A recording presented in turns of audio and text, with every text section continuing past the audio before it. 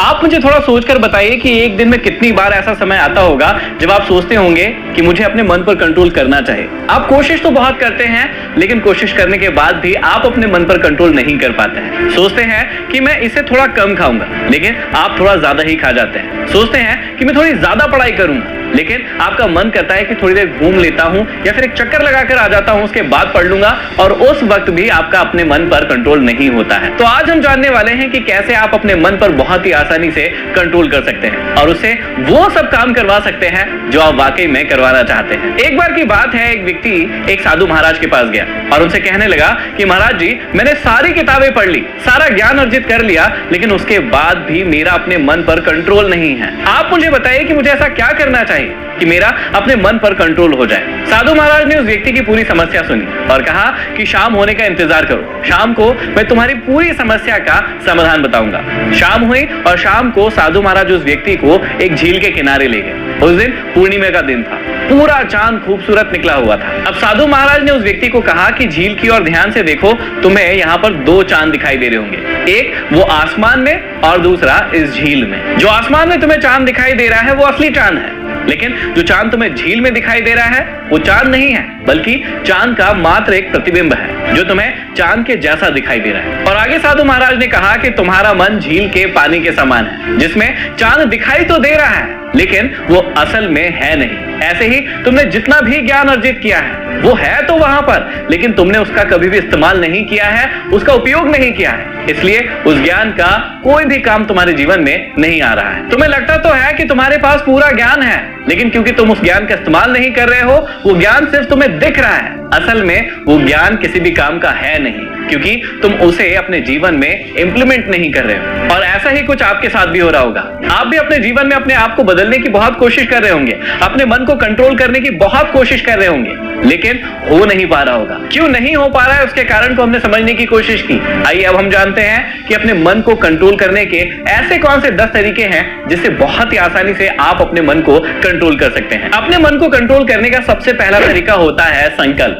आपको यह संकल्प लेना होगा कि जिस भी चीज के प्रति आपका मन ज्यादा बहक रहा है, आप सोच रहे हैं कि यह चीज तो मैं करूंगा ही नहीं या इसको इतनी लिमिट में करूंगा, उस चीज के लिए आपको संकल्प लेना होगा कि मैं इस समय तक इस चीज को बिल्कुल भी नहीं करूंगा। मान लीजिए कि आप पढ़ाई करने बैठते हैं और आपने अपने आप से प्रॉमिस किया, संकल्प किया कि मैं 1 घंटे तक तो पूरी तरीके से मन लगाकर पढ़ूंगा। अब 1 घंटे होने तक आपको अपने मन को बिल्कुल भी इधर उधर नहीं होने देना है। मतलब वो संकल्प की शक्ति है जो आपके मन को वहीं पर लगा कर रखेगी, और इसकी प्रैक्टिस आप धीरे धीरे करके कर सकते हैं। कोशिश कीजिए कि आप पूरा 1 घंटा नहीं तो आधे घंटे की पहले प्रैक्टिस कीजिए कि मैं आधे घंटे पहले बहुत अच्छे से पढ़ूंगा, उसके बाद 45 मिनट, उसके बाद 1 घंटा, 1.5 घंटा और 2 घंटा।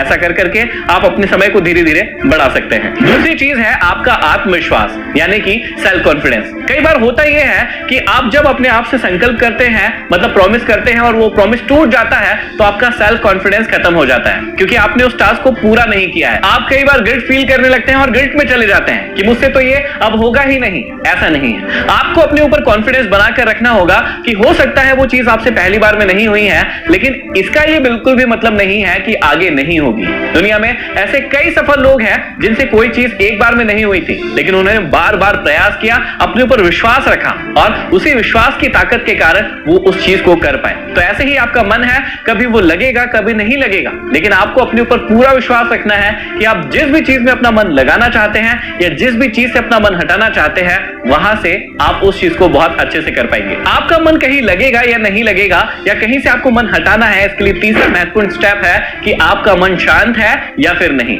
यदि आपका मन अशांत है तो फिर मन कंट्रोल में नहीं रहेगा, वो बार बार इधर से उधर भटकेगा, और इसके लिए सबसे अच्छी चीज होती है मेडिटेशन। यदि आप मेडिटेशन करते हैं तो उससे आपका मन बहुत ज्यादा कंट्रोल में रहता है, आपको अपनी स्थितियों के बारे में पता रहता है। जब भी आपका मन भटकता है तो आप उसे ठीक जगह पर बहुत ही आसानी से ला सकते हैं। कई लोग इस प्रकार से मानते हैं कि मेडिटेशन सिर्फ भगवान की प्राप्ति के लिए ही किया जाता है, जबकि ऐसा बिल्कुल भी नहीं है। मान लीजिए कि आपको अपने शरीर को स्वस्थ रखना है तो आप एक्सरसाइज करते हैं, वैसे ही यदि आपको अपने मन को, अपने माइंड को कंट्रोल में करना है, उसे स्वस्थ रखना है, तो आपको मेडिटेशन जरूर करना चाहिए। चौथी चीज जिससे आपका मन कंट्रोल में रहेगा वो है आपको ओवर थिंकिंग को खत्म करना होगा। कई बार होता यह है कि आप किसी चीज के बारे में बहुत ज्यादा सोचते रहते हैं, बहुत ज्यादा सोचते रहते हैं और उस चीज को करते नहीं है, और इसी वजह से आपका मन आपके कंट्रोल में नहीं रहता है। जब आप चीजों के बारे में सोचते हैं तो कोशिश कीजिए कि उसे इंप्लीमेंट भी कीजिए, उसे करिए भी, ताकि रिजल्ट आपके सामने आए और आपको पता चलेगा कि वो चीज आपसे हो पाएगी या नहीं हो पाएगी। कई बार ऐसा होता है आपके जीवन में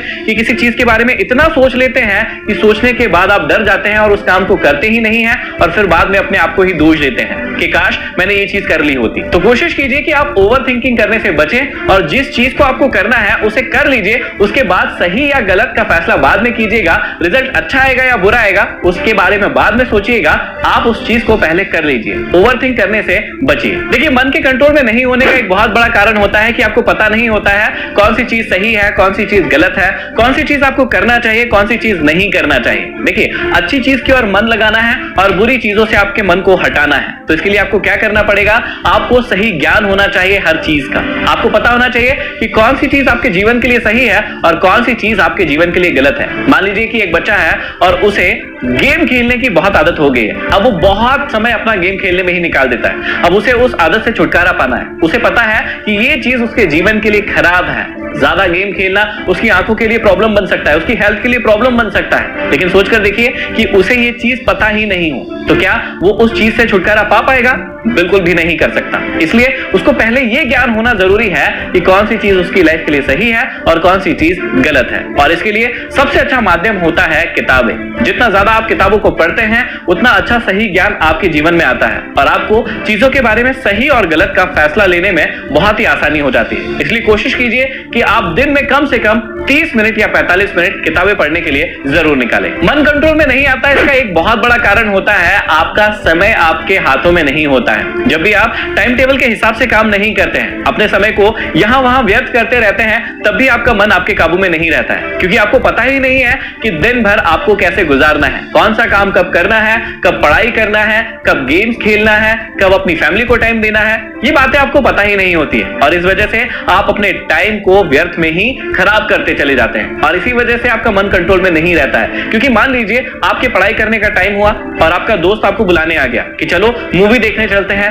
या किसी खेल को खेलने चलते हैं। अब क्या होगा कि आपके टाइम टेबल में वो पढ़ाई थी ही नहीं, तो आप क्या करेंगे? आप गेम्स खेलने चले जाएंगे या मूवी देखने के लिए चले जाएंगे और इसी प्रकार से आपका वो समय भी खराब हो जाएगा और आपका मन भी आपके कंट्रोल में नहीं रहेगा। इसलिए आप कोशिश कीजिए कि अपने पूरे दिन का, पूरे सप्ताह का, पूरे महीने का एक अच्छा टाइम टेबल बनाइए। आप टास्क लीजिए अपने लिए कि आपको कौन सी चीज इस दिन में करना है, इस सप्ताह में पूरा करना है या इस महीने में पूरा करना है। और उस टास्क को पूरा करने में जब आप लगे रहेंगे तो आपका मन अपने आप ही आपके कंट्रोल में होगा। मन के कंट्रोल नहीं रहने का एक बहुत बड़ा कारण होता है कि आप वर्तमान में नहीं रहते हैं। आप या तो बहुत ज्यादा फ्यूचर के बारे में सोचने लगते हैं या फिर बहुत ज्यादा पास्ट के बारे में सोचने लगते हैं और जिसकी वजह से आपका मन आपके कंट्रोल में नहीं होता है। कई बार ऐसा होता है कि आप किसी इंसान के साथ रिश्ता बनाते हैं और वो रिश्ता कभी तो ठीक चलता है लेकिन कभी ठीक नहीं चलता है और कई बार युवाओं के साथ ऐसा होता है कि उनका ब्रेकअप हो जाता है। अब कई सारे लोगों का महीना, 6 महीना, साल भर उस ब्रेकअप की याद में, उस व्यक्ति की याद में ही निकल जाता है और वो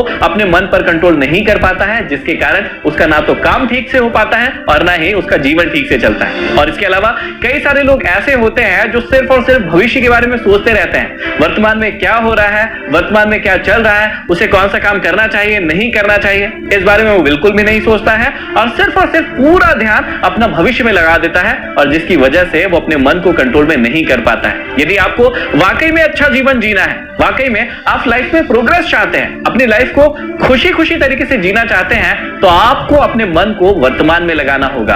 अभी जितनी भी चीजें चल रही है उसको देखना होगा। आप यदि अपने वर्तमान को सुधारते हैं तो आपका भविष्य तो अपने आप ही सुधर जाएगा। इसके अलावा जो सबसे महत्वपूर्ण चीज आपको सीखना है वो अपने मन के बारे में है कि आपके मन के 2 हिस्से हैं, एक है अच्छा मन और एक है बुरा मन। ये हम सीखने के लिए इसे नाम दे देते हैं। जब आपका अच्छा मन आपको चीजें बताता है जो आपकी लाइफ के लिए अच्छी होती है तो आपको उसे करना चाहिए, लेकिन आपका बुरा मन वहीं पर आपको उस चीज को करने से मना करता है और आप दिन भर में कई बार अपने आप से ही, अपने मन से ही 2 प्रकार से बातें करते हैं और ये आपको जरूर पता होगा। एक मन आपको कहता है कि ये चीज सही है, ये आपको करना चाहिए, ये आपकी लाइफ के लिए ठीक है, लेकिन आपका बुरा मन आपके सामने आता होगा और खड़ा हो जाता होगा और आपको उस चीज को करने से रोकता होगा।